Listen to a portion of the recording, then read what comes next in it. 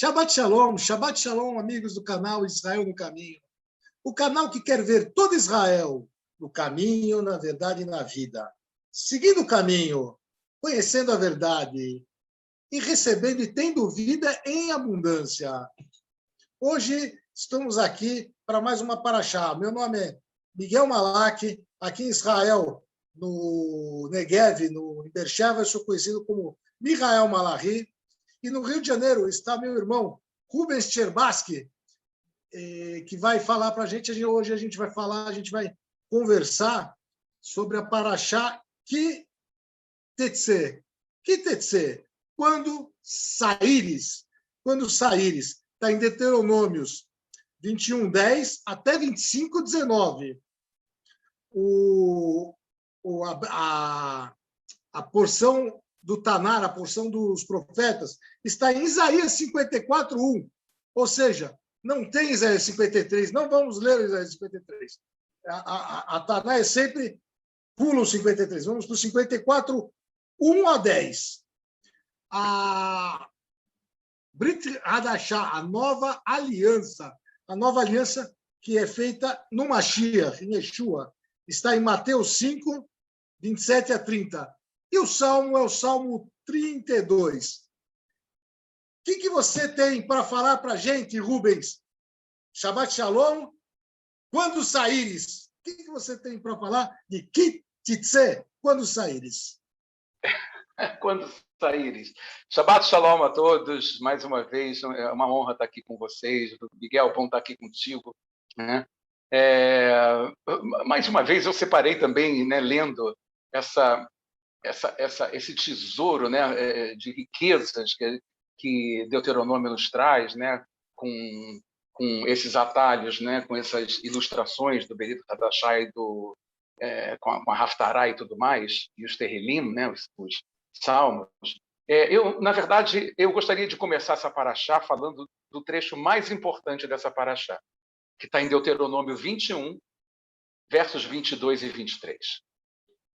Diz assim: se alguém houver pecado passível da pena de morte e tiver sido morto e o pendurares no madeiro, o seu cadáver não permanecerá no madeiro durante a noite, mas certamente o enterrarás no mesmo dia. Porquanto o que for pendurado no madeiro é maldito de Deus. Assim, não contaminarás a terra que o Senhor teu Deus te dá em herança. Mais uma vez, a gente encontra textos. Quando eu vou para João, prestem atenção, irmãos, que coisa tremenda. Não é? Agora você vai entender por que é que eles correram para tirar Yeshua da cruz. Por quê? Porque lá em João 19:31, está escrito assim: então os judeus, para que no sábado não ficassem os corpos na cruz, visto como era a preparação, pois era grande aquele dia de sábado, rogaram a Pilatos que se lhes quebrassem as pernas e fossem tirados. Gente, este era o dia do 14 para 15 de Nissan. Era um Shabbat Hagadol, era um grande sábado na realidade. E para que, né, não era o sábado semanal, era o sábado grande por causa da festa. E não podiam deixar, ou seja, é como se ele tivesse expirado mais ou menos às 3 horas da tarde, 4 horas da tarde, e antes do pôr do sol do dia 15 de Nissan, ele teria que ser enterrado para que se cumprisse a palavra que está em Devarim, para que se cumprisse o que está em Deuteronômio. Por isso eles correram e rogaram a Pilatos que lhe dessem o corpo.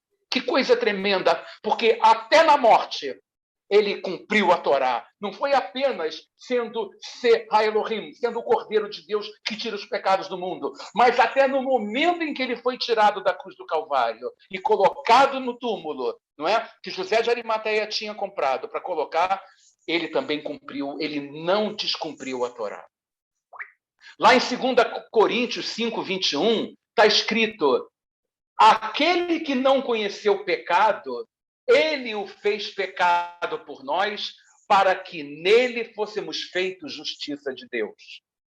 E lá em Gálatas 3,13, Cristo nos resgatou de quê? Da maldição da lei, fazendo-se Ele próprio maldição em nosso lugar.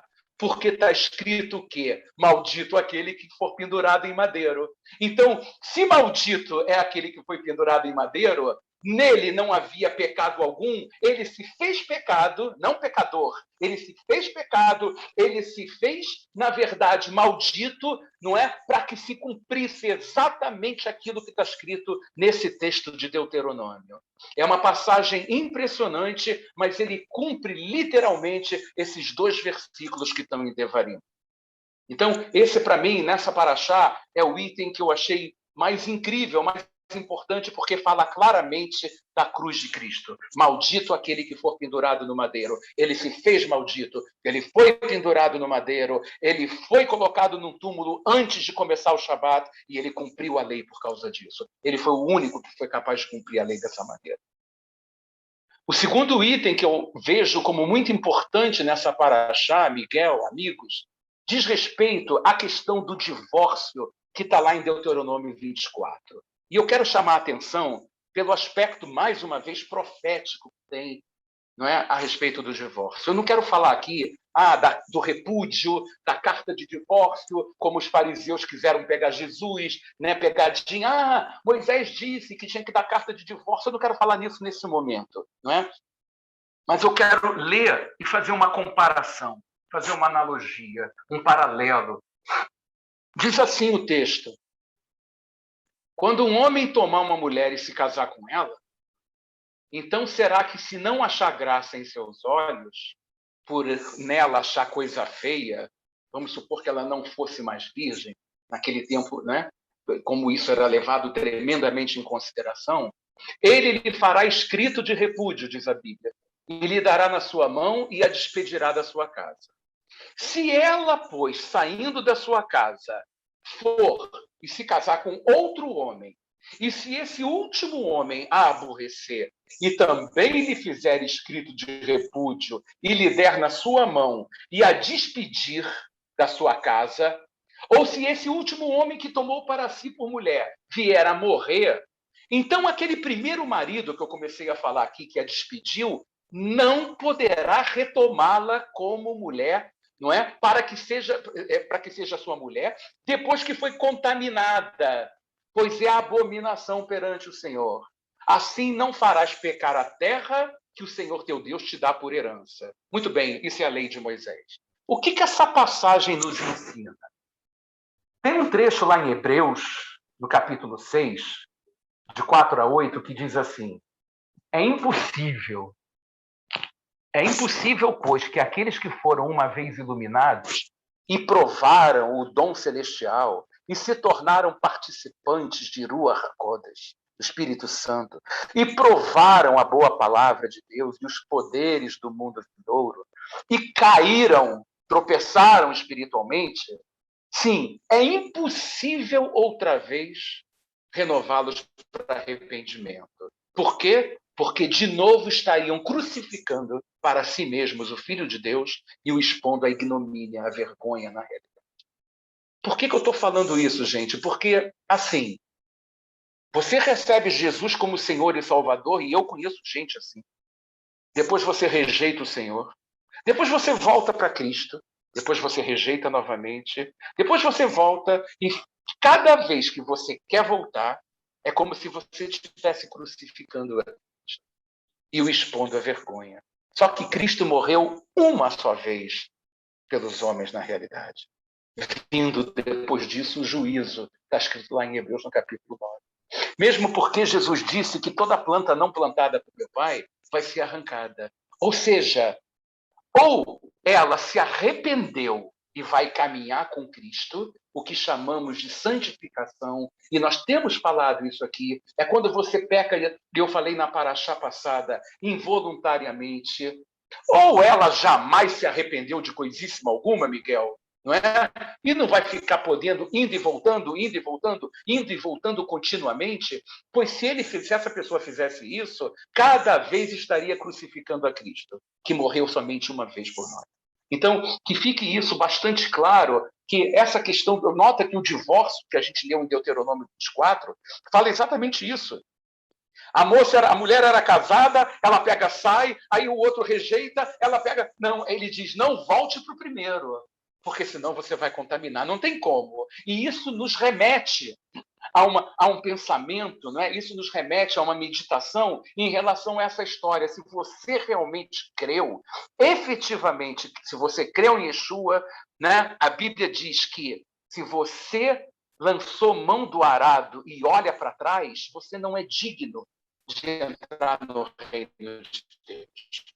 Então, lançar a mão do arado, se você entregou tua vida nas mãos de Jesus, você não tem como, não é bem, ele morreu na cruz para te dar vida eterna. Ele morreu na cruz para levar teus pecados e para que você não vá viver a eternidade no inferno longe dele, mas sim viver a eternidade junto dele. Então, não brinque com o Espírito Santo, não brinque com a tua salvação, não negligencie tão importante salvação, não é? Você creu em Jesus, você, né, ele tocou no teu coração de que ele é Senhor e Salvador da tua vida, vá com ele até o final, não é? Vá com ele até o final, aquele que quer ser meu discípulo, tome a sua cruz a cada dia e siga-me.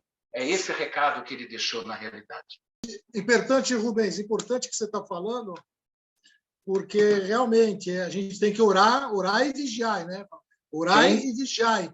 Não brincar com a salvação como você está falando. Eu tive um caso, eu conheci um caso realmente que os rabinos pegaram um senhor que deu uma carta de divórcio, aí foi casado, ficou viúvo, aí quis voltar para a primeira esposa, né?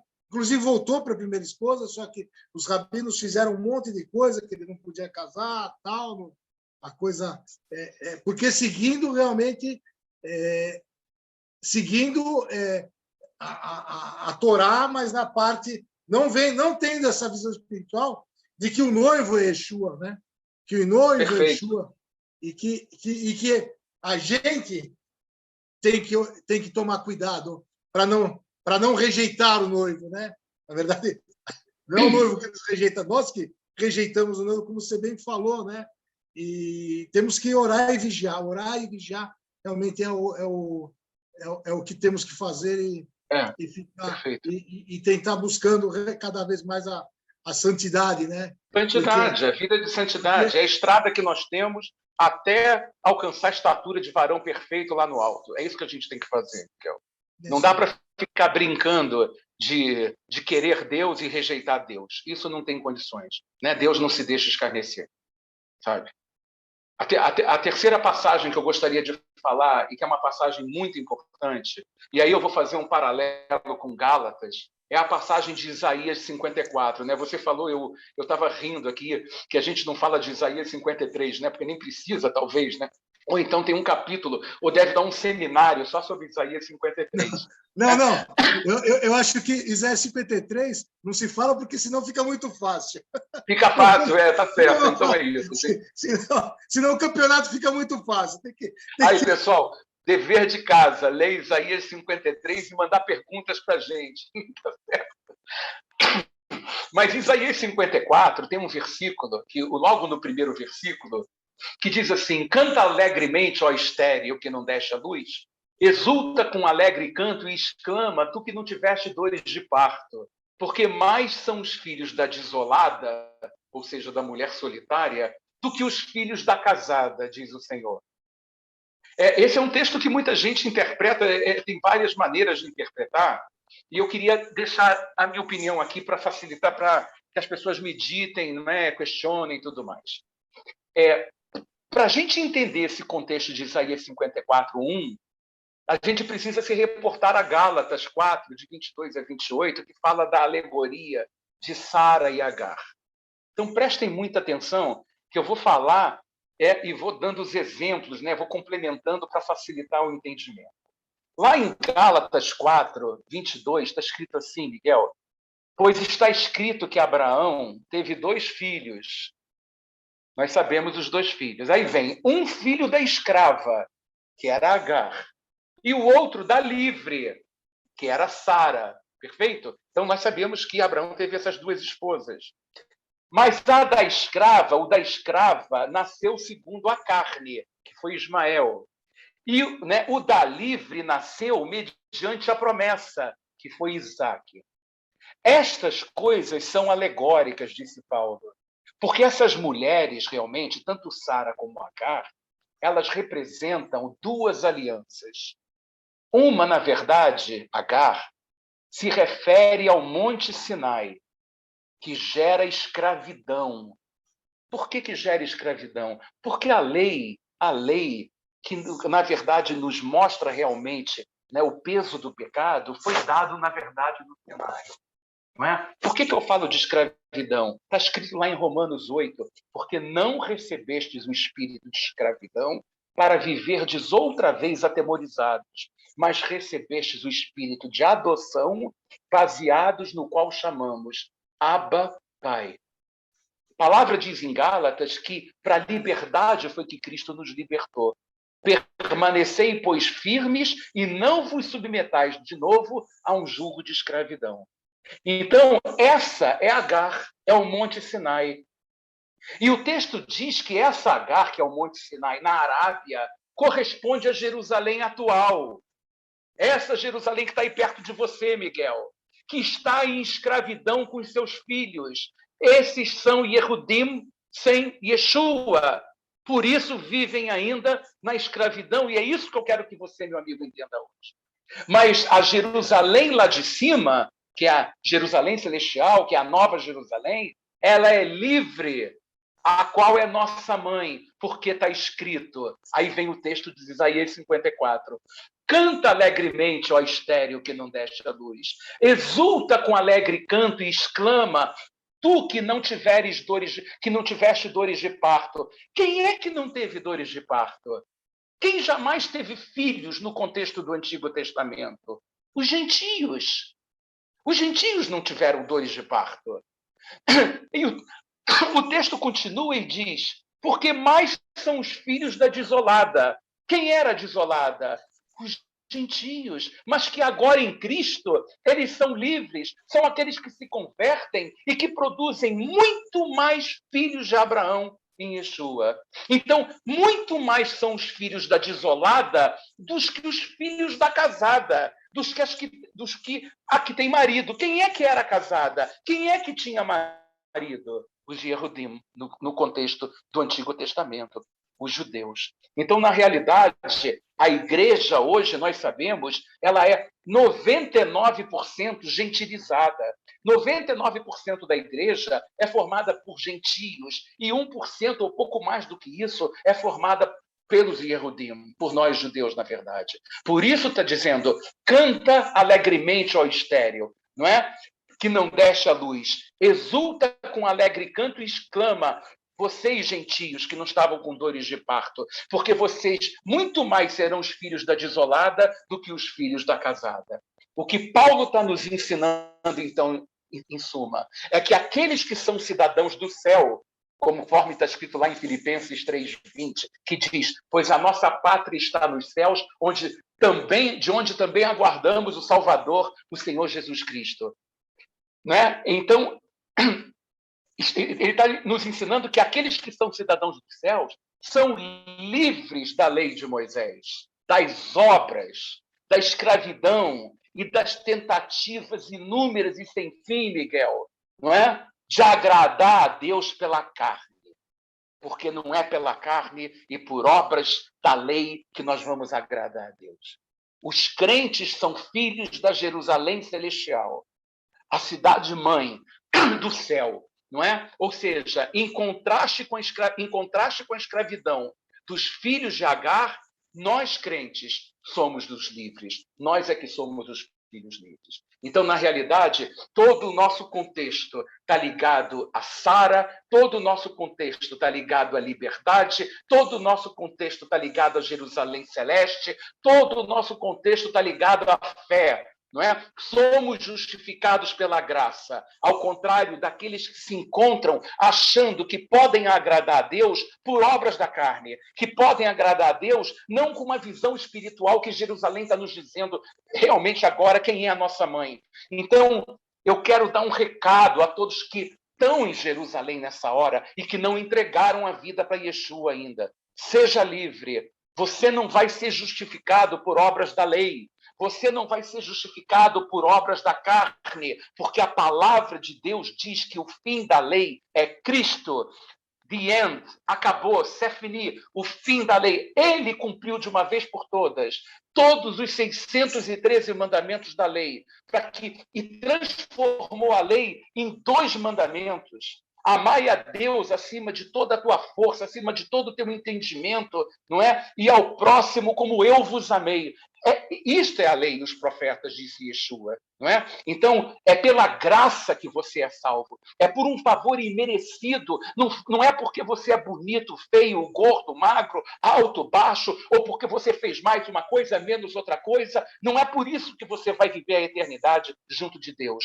Mas é pela crença de que você e eu devíamos estar lá na cruz de Yeshua, mas ele, na verdade, pagou o meu preço, pagou o teu preço, pagou o preço por Miguel e disse: Pai, eles estão livres e agora podem viver a eternidade junto de ti. Então, irmão, coloca isso no teu coração. Chega de escravidão, chega de obrigações, chega de lei. A lei era apenas um aio. A lei valeu por um tempo. O que vale agora é uma nova aliança baseado no sangue que Yeshua derramou por você na cruz do Calvário. Né?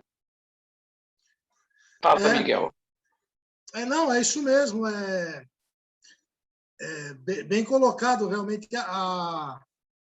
Temos que tirar essa escravidão, né? Temos que tirar essa escravidão de dentro da gente e começar realmente esse processo, né? de liberdade, né? De estar livre no Espírito Santo, porque Jesus falou para a samaritana, né?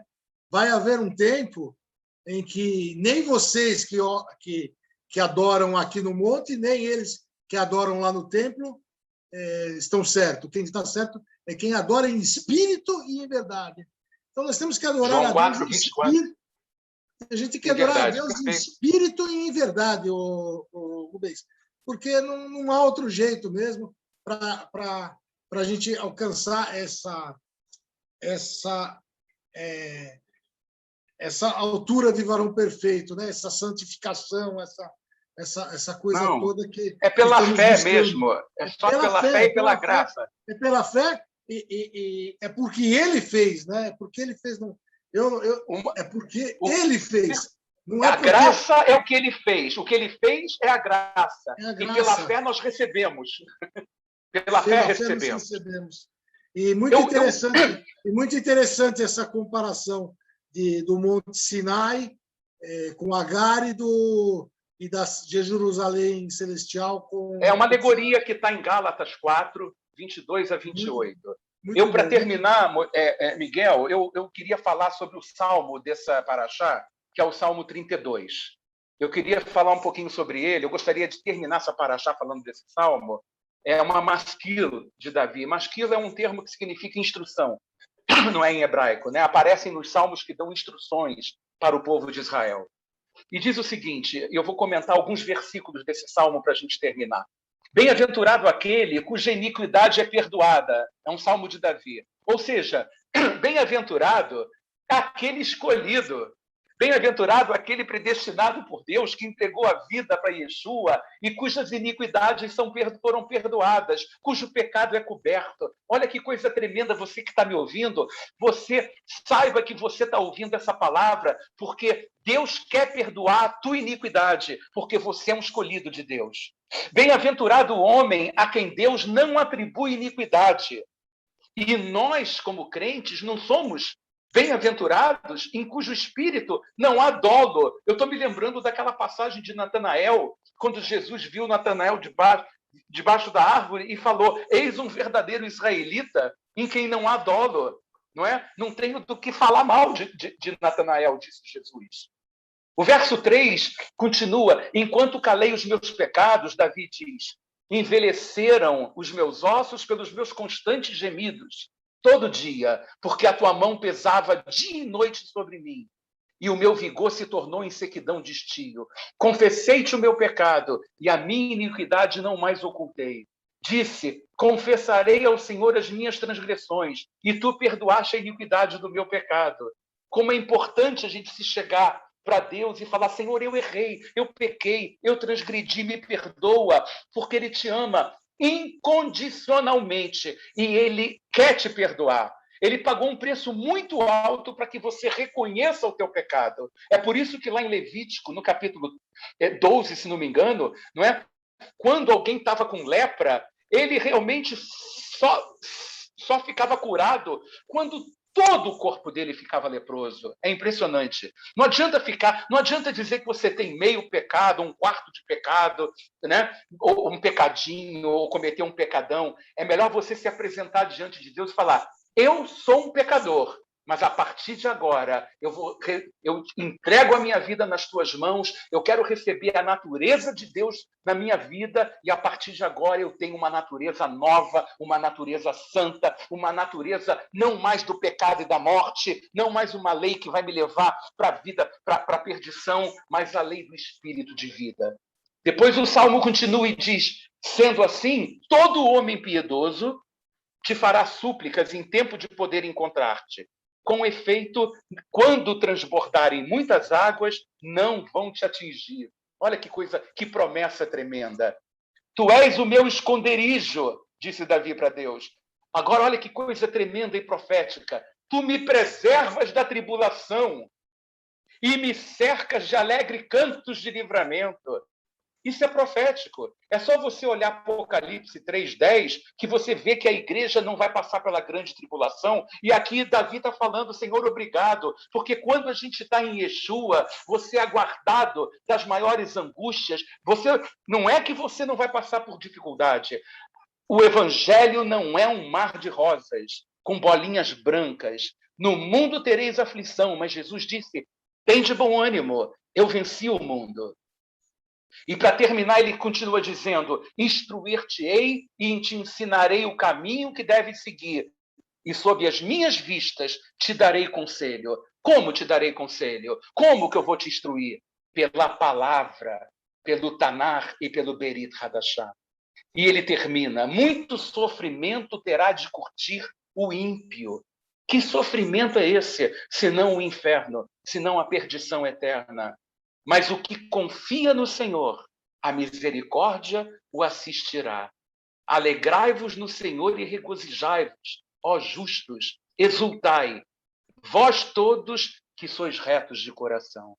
Então tem uma palavra tremenda, na verdade, para aquele que entrega a vida para o Senhor, é aquele que nos livra das tribulações, é aquele que nos perdoa de toda iniquidade, é aquele que pagou um preço alto por nós. Meu amigo, a palavra de Deus é uma bomba atômica e Yeshua é a própria palavra.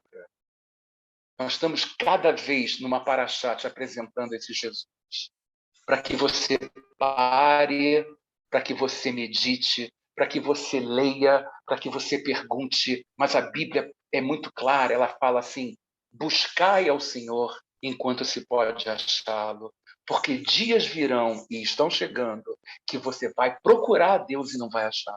Então, é essa mensagem dessa paraxá, esses itens que eu achei mais importantes, que eu deveria ter falado, sentido no meu coração de falar, Miguel. Muito bem, Rubens. E só para completar, dizer aos nossos amigos, né? Yeshua, Jesus, o Mashiach, o Messias de Israel, o rei de Israel, o nosso rei, ele te ama, ele está de braços abertos, aguardando você para perdoá-lo, para você sair da escravidão do pecado. É isso que a gente tem para dizer. Obrigado, Rubens. Shabbat Shalom. Obrigado a você. Shabbat Shalom, amigo. Shabbat Shalom, gente. Shabbat Shalom, amigo.